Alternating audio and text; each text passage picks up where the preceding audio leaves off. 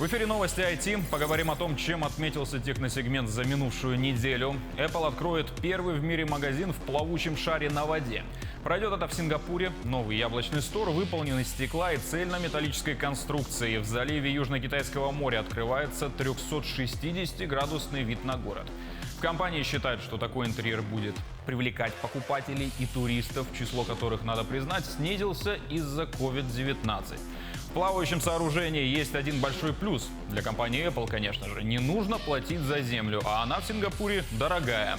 Квадратный метр стоит порядка $7000. Дешевле, разумеется, сделать плавучий магазин. А если что-то пойдет не так, его всегда можно будет отбуксировать в другое место.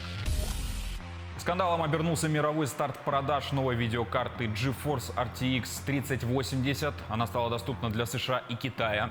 На онлайн-площадках все ее запасы были распроданы. За считанные секунды геймеры заметили, что вместе с исчезновением 3D-карты в официальных магазинах, где она стоила на секундочку $700, появилось множество лотов на eBay. Правда, совершенно по другим ценам. Перекупщики предлагали купить RTX 3080 от 1000 до 2500 вечно зеленых. Пользователи обратили внимание компании Nvidia на ситуацию в Twitter. Некоторые даже пообещали уйти на железо от AMD.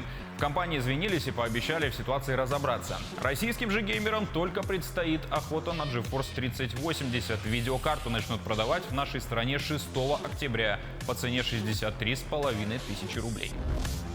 Видеохостинг YouTube объявил о запуске нового сервиса, получившего название Shorts. Он рассчитан на любителей записывать 15-секундные видео, а потом делиться с подписчиками. Как нетрудно догадаться, сервис станет аналогом популярного TikTok. Пользователю дадут возможность монтировать видео прямо внутри площадки, настраивать эффекты, скорость или использовать популярную музыку. С этим на самом YouTube всегда было строго. Без покупки лицензии у правообладателя ролик блокировали. Что характерно, ранее бета-тестирование Shorts стартует в Индии, где как раз недавно был заблокирован TikTok. Пока приложение будет работать только там и только с устройствами на Android. Позже обещают сделать доступным везде и на других платформах. Рост спроса на смартфоны обещают после окончания пандемии коронавируса. Самый видимый скачок заказов прогнозируют в сегменте недорогих устройств. Даже сейчас в условиях нестабильной экономической ситуации потребители, в том числе и в развитых странах, предпочитают мобильные телефоны в ценовом диапазоне от $100 до $400. На такие трубки пришлось 60% спроса. Впрочем, аналитики считают, что уже в ближайшие годы тренд развернется и спрос уйдет в сегмент $400-600. Причина в широком развертывании сети пятого поколения.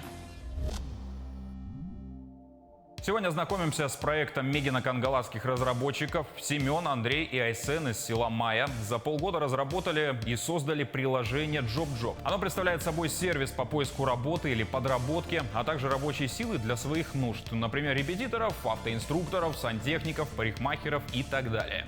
Идея не нова. На российском рынке уже есть отечественный Udo или американский Upwork. Но JobJob учитывает специфику нашего региона, и львиная доля объявлений там от рабочих и заказчиков из Якутии. Суть размещения заказа схожа с историей в InDriver. Вы описываете, что нужно сделать, ставите цену, которую готовы заплатить, смотрите, кто откликнулся, и далее выбираете, какое из предложений вам ближе.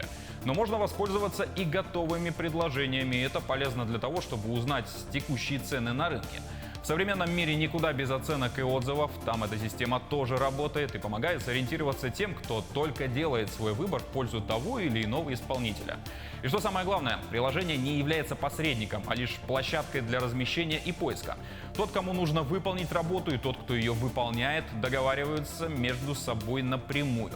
С этой идеей парни победили на всероссийском конкурсе инноваций «Умник-2019» и прошли в акселератор B8. Статистика радует. За первый год работы в Якутске приложение скачало более 45 тысяч человек, в день выходит 250-300 заказов, а люди, находящие подработку через JobJob, в сумме заработали уже более 30 миллионов рублей.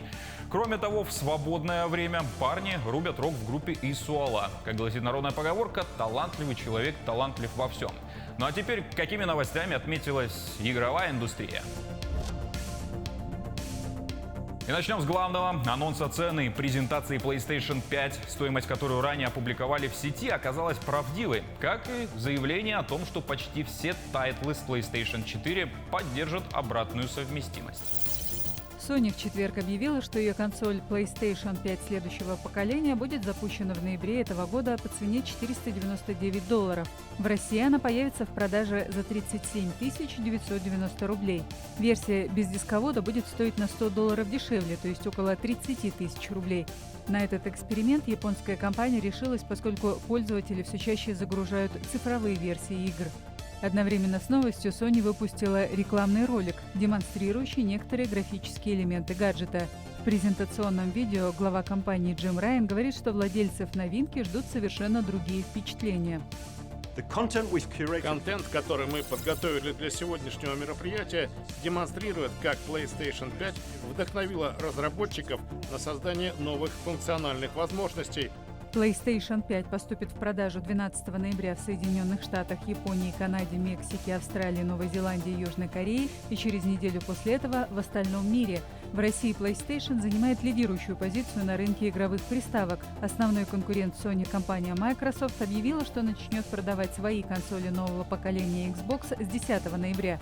Стоимость составит 45 590 рублей за модель серии X и 26 990 рублей за более бюджетный вариант S. Фанаты и любители Life is Strange получат новую игру в жанре психологического триллера Twin Mirror. На неделе выкатили полновесный трейлер. Завязка не изменилась со времен первого тизера. Игра рассказывает о журналисте по имени Сэм Хикс, который возвращается в родной город Бусвуд, штат Западная Вирджиния, и принимается расследовать гибель своего друга. Разумеется, на каждом шагу его подстерегают опасности и сложные моральные дилеммы. Как обещают авторы, правильных или неправильных ответов не существует. Помимо графики за 2 года, с момента выхода первого тизера, изменился и формат повествования. Изначально Twin Mirror позиционировалась как эпизодический проект в духе Life is Strange. Однако теперь это целая история в несколько часов. Игра стартует 1 декабря этого года на ПК, PlayStation и Xbox. И на этом все. Повтор программы, как всегда, смотрите на YouTube-канале Якутия24, а также в Instagram-аккаунте як24.ru. До встречи через неделю и всего доброго.